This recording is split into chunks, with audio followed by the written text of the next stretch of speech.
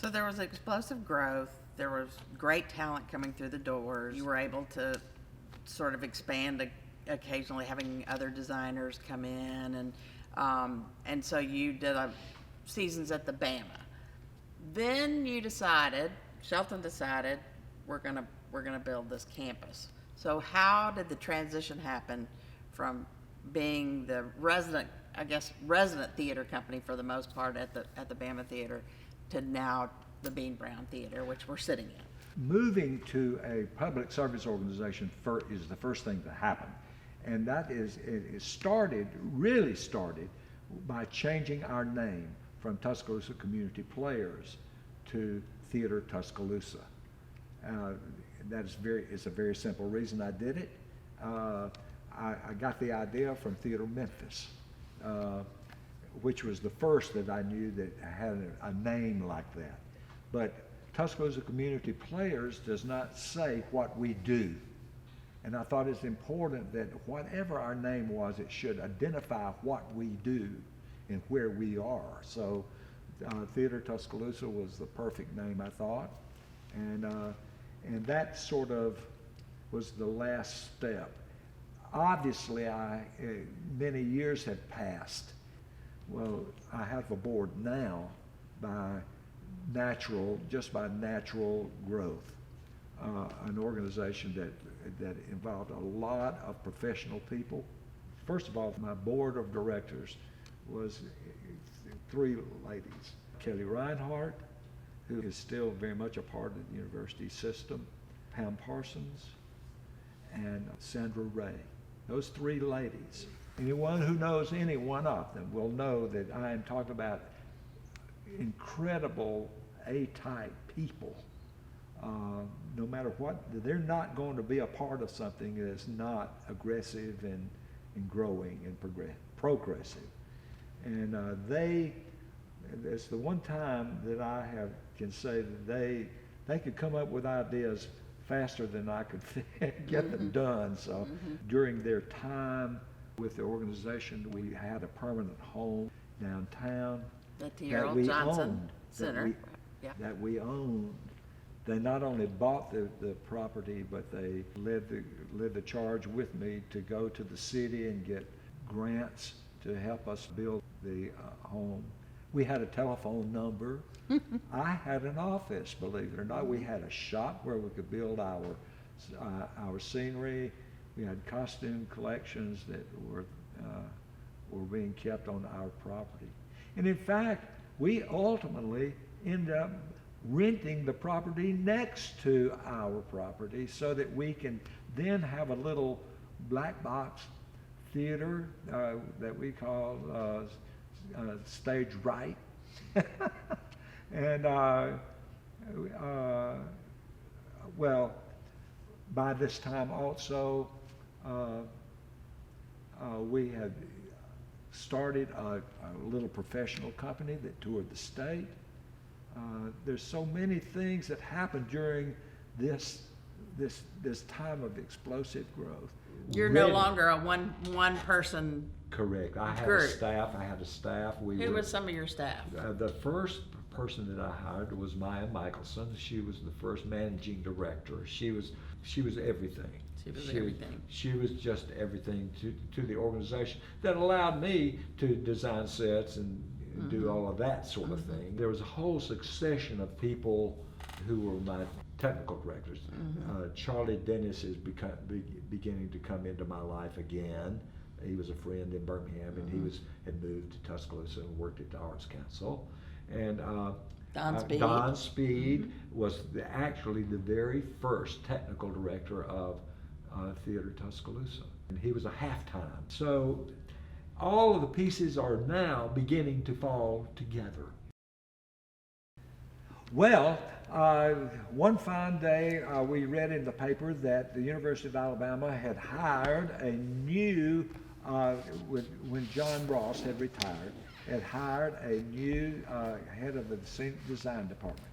And that along with this person, he was bringing along his wife, and they had been a part of a a professional theater that they had started in, I think it was Dallas. I don't know if I'm right about the city. You are. But it was called Kitchen Dog Theater. That is correct. Oh, that name was very appealing to me because it sort of represented the type of person that I was, you know.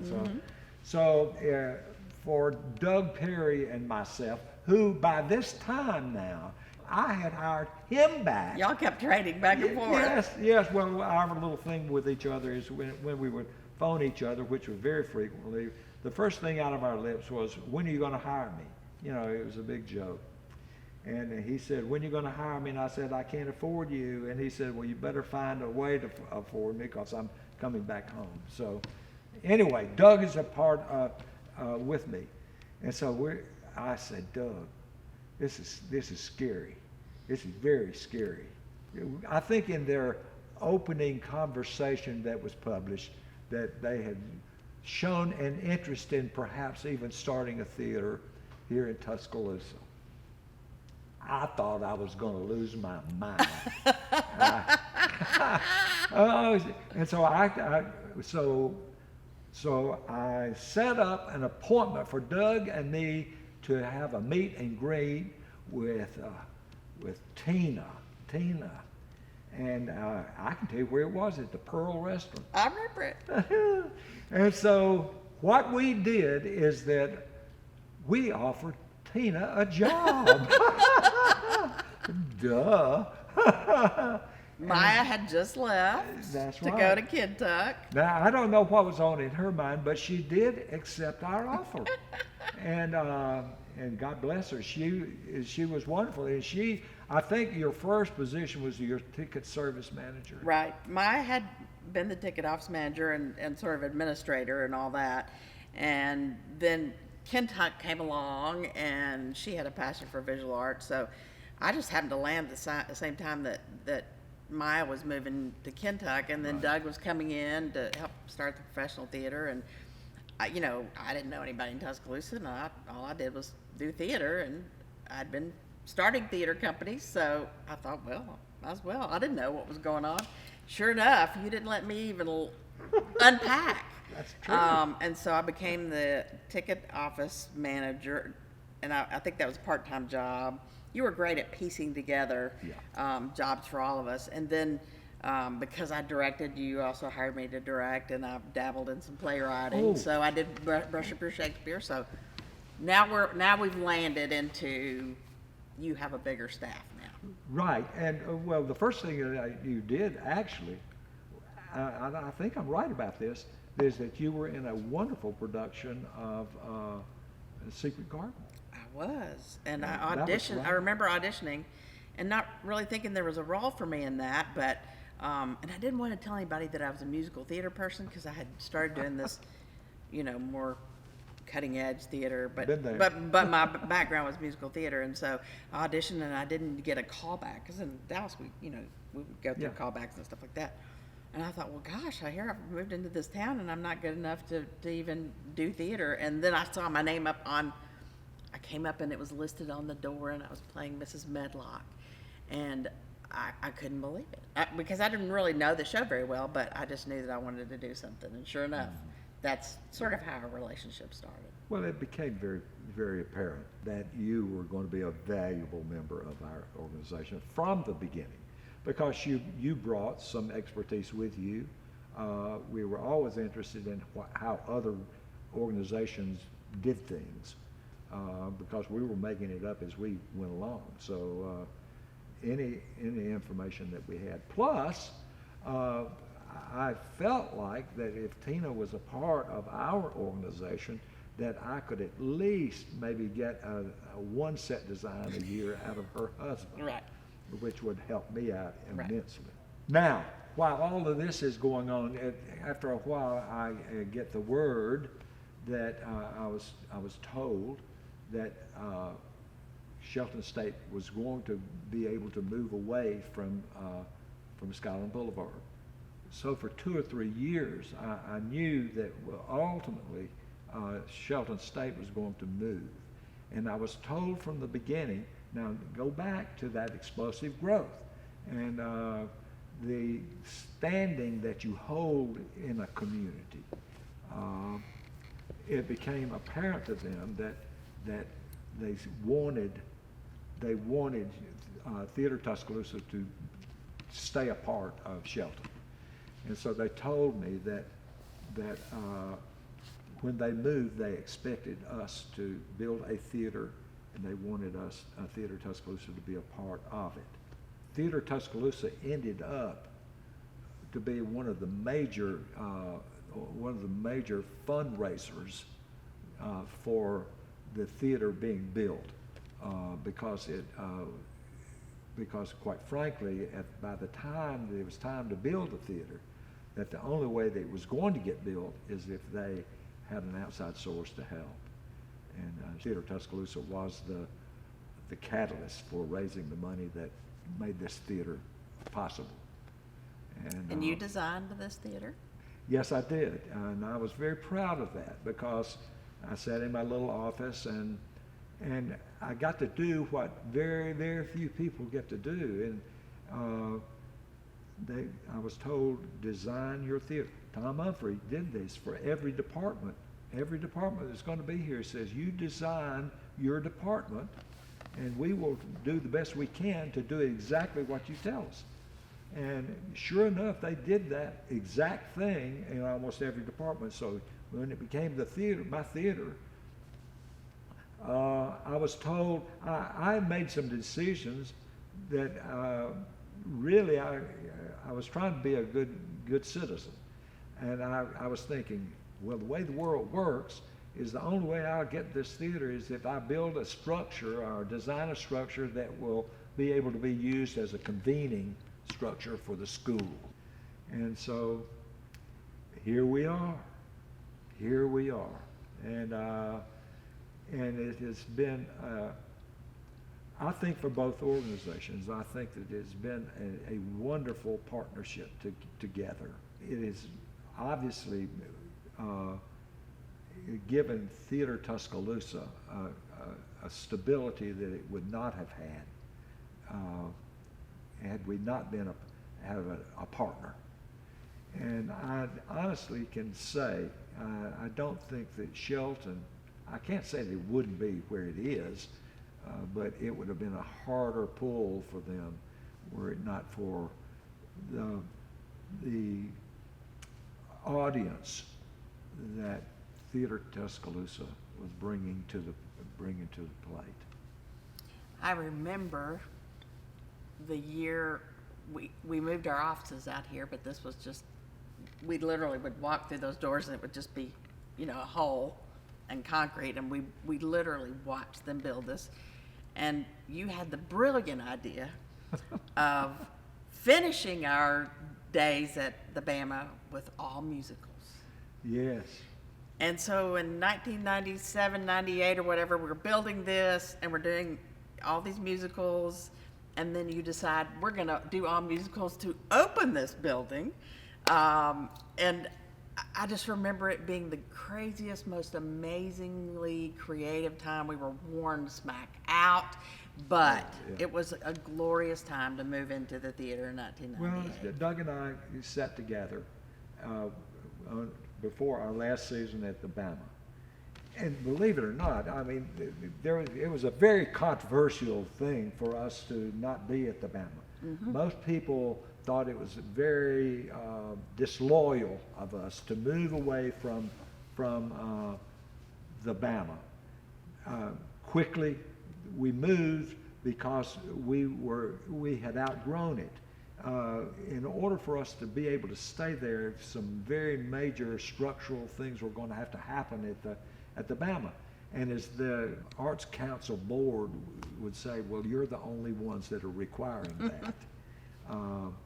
And so Doug and I came up with the idea of doing musicals, our favorite musicals for that last season, which was a wonderful, wonderful season.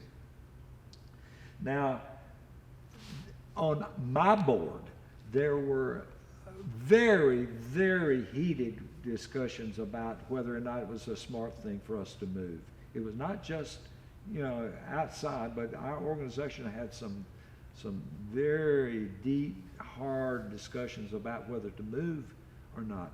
And one of the main things is that many on the board were convinced that people in Tuscaloosa would not go the 4 or 5 miles outside of the city limits of Right. downtown to see a production. And so what was Doug and I to do? The one thing that we knew that audiences would come to our doors for would be musicals. And Brilliant. so that first season was all musicals. So we did 5 musicals to close the year at the Bama and 5 musicals to open the season here. But remember, we are also now doing a touring show. Right. We have Stage Center Company touring. And so we had 2 more musicals that we were doing with that little small group. So And the Shelton musical. Exactly. So I just remember never sleeping, but it was glorious. during our first season, Doug comes to my office about, I don't know, it was before Christmas, but it was deep into the season. Doug comes to me with this grand set of news. Paul, we're not going to be able to finish the year. We used up all more money in the first 2 shows than we anticipated. How are we going to finish the season? So we came up with this. We sat there forever trying to figure out what we would do to raise the money to be able to finish our year. And the thing we came up with was we would start a new Alabama Stage and Screen Hall of Fame. Which was very successful. To me, it was a really great addition. And I get asked this a lot, what has happened? And essentially, it was put on pause because of an economic downturn. Yes. And then we had a tornado, and it's been on pause, but it's still there. And I want people to know that it's going to come back at some point. But it's going to come back when it can be as successful as when we started. Well, it's going to come back. When it comes back, it's going to be much bigger and much more larger. So it's not gone. It's just we're waiting for that opportunity to come back again. Sure. So I think that was a brilliant idea. Well, as it turned out, that first year, I remember the president of Shelton came to me that night and says, "I think that this is the most important night in the history of our school because it brought in even more than our productions had been bringing in. It brought in the leadership of Tuscaloosa and the state to our school to see, to experience Shelton in its new location and what we were about, and the things that this particular night of this gala night actually." And it was a very important night for all of us, and it's nothing that says it has to. We started out trying to do it every year, and then we went to every other year. Now we're doing it, maybe whenever it's necessary. So Right. There you are. So we've talked a lot about history and that sort of thing, and as we wind things down, tell me, do you feel like that your vision was met when you first started, and then what is your vision for the future?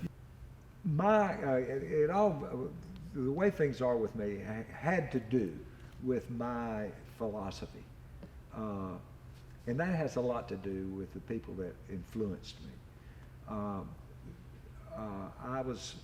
The main influences for me were a man named Ebb Thomas at the University of Montevallo. He had come to there, who knows why, but he came there straight from Broadway. I mean, he was a New York director. He had been a part of a group that was a part of the federal project called the Phoenix Project, I think is what its name was. And it was the last time the federal government tried to involve themselves with theater. And George C. Scott, a bunch of, really major people were a part of this small group of people. And this man was an intense individual. and I was very much taken with him. Before that, I was the person that was the biggest influence on my life ever was a gentleman named Ted Pritchett, who was my choir director, but he was only, he was a graduate from Birmingham Southern, but he was once again an intense individual. You had to be and people don't ever say that about you, Paul. Our high school choir during the year would meet at once a week at night, and during the summer would meet during the summer to keep the choir going. He was that kind of a guy. Right. And I was also influenced by a man I mentioned earlier, James Hatcher. And the reason he's important to me is because he thought that it was important for us to be confront and have relationships with successful professionals. And so he constantly, every show, would be bringing in actors and directors and choreographers. And there was a whole list, long list of people that I met from New York that I never, that just thrilled me. So I was really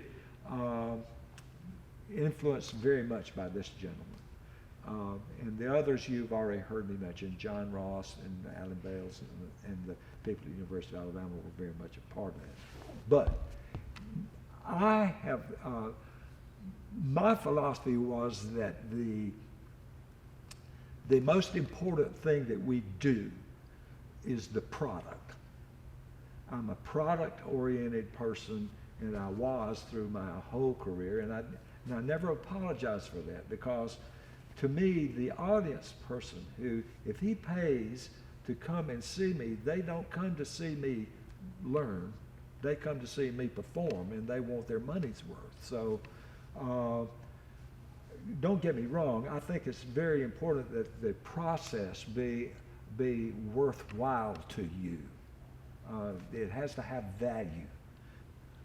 If you're a part of my show, a show that I direct, I'm hoping that you find the joy in being better than you thought that you were going to be.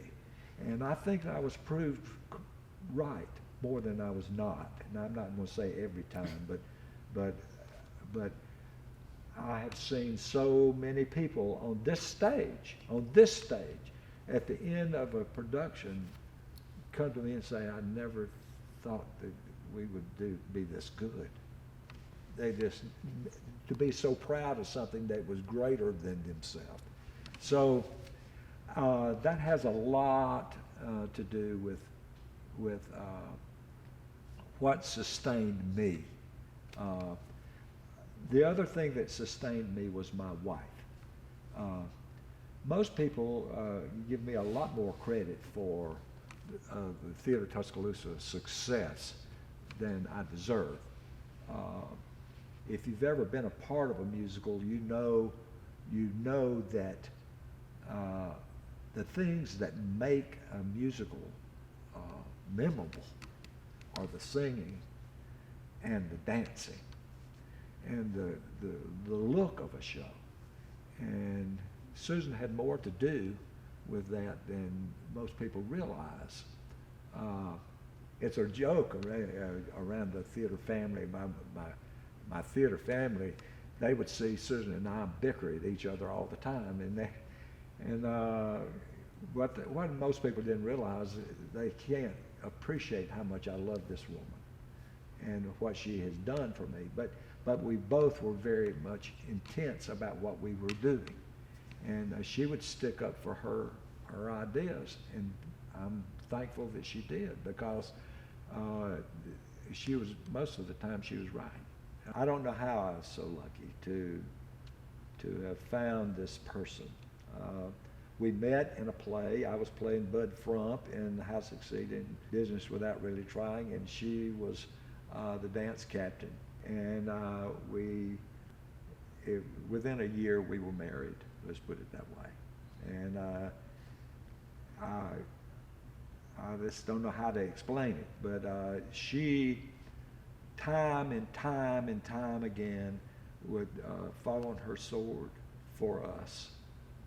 And so when they got you, a director, actor, designer, they also got the choreographer, dancer. Actually, they got Susan first. Tuscaloosa Community Players was doing a production of Anything Goes, and they hired Susan while I was going to graduate school to choreograph Anything Goes. So Susan was very much a part of the organization before I was. And at that time, Susan had told me, said, we had talked about it, said that there were a lot of extraordinarily talented people in this organization, albeit they weren't being successful.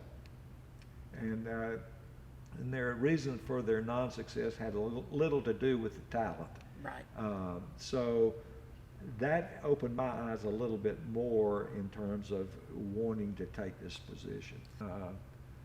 And so I have been the luckiest of all people, and it had to do with my leadership here at Shelton. It had to do with the situation being what it was when I first came here. It had to do with a community that responded to what we were trying to do. I don't know right now what I would, I'm so proud of where this organization is now. I was worried to death that everybody would think that I don't care. But Tina, you got to tell everybody this is true. When I retired, I made up my mind that I was not going to be a Machiavelli that's pushing and pulling things from the sides. And I went home and I kept my mouth shut. And if I was asked, I would be honest about what I felt, but I did not try to manipulate. And I could not be prouder of an organization. And I'm not saying that Tina and Adam and all those who have come after me do things the way that I would do it. They're doing it better, a lot better. I'm so fortunate. I'm just, I thank God for making me the luckiest guy. A few years ago, we created an endowment, which was a goal that you and I had talked about when I first worked with Theatre Tuscaloosa, and then when I came in to be the executive producer, that we really wanted to have an endowment. And so we felt like that the Paul and Susan Looney Legacy Endowment is what it needed to be, because we understood that Susan was very much a part of the success of this organization. And so we're so proud to have that named after you, and that this organization will continue way past me and you, because we'll have an endowment that will sustain us. And we have this great partnership with Shelton as we continue to build the fine arts program. And we couldn't have done what we did if you had not had the vision to carry forward both a community and a serious look at the arts, bringing serious fun and quality work. And so I call you the Godfather, and I do appreciate the fact that you let me do my thing, but I'd always say, hey, I got to go talk to Babes. That's what we call you, hey Babes. When I knew was at a crossroads and needed some help, I could call you up and say, Paul, I'm coming over. Mm-hmm. And our hour-long conversation would always turn into 4-hour-long conversations, because it's unique to have somebody that has gone before you and doing what you do. So, I think the arts in general in Tuscaloosa are better because you and Susan chose to be a part of it. Thank you. The only thing that Tuscaloosa, I hope, will never forget that not everybody, not every town, not every city has what they have. Theatre Tuscaloosa is a very unique organization. And I have hopes, and Tina and I talk quite a lot, and there are other things that I would love to see us once again getting a little touring company that would go and present stuff to communities within the state that can't afford Right. to have theater. Right. That was the main reason for having State Center Company, and that will always be there. We have a wonderful, wonderful staff. They're professional theaters that don't have, well, look, we call ourselves, I call ourselves the community's theater. It is a professional theater company. It has a professional staff that was trained and educated and have spent their time in New York, even many. So I just hope that the community will continue to support this vital and progressive group. Well, I know that Adam, Wheeler, Jeanette, Mitch, me, Kira, we owe what we do every day to you and to Susan, and we're thankful for that. Thankful that you are able to relive some of the history and also still very much a part of our future. So, Well, thank you. thanks, Paul.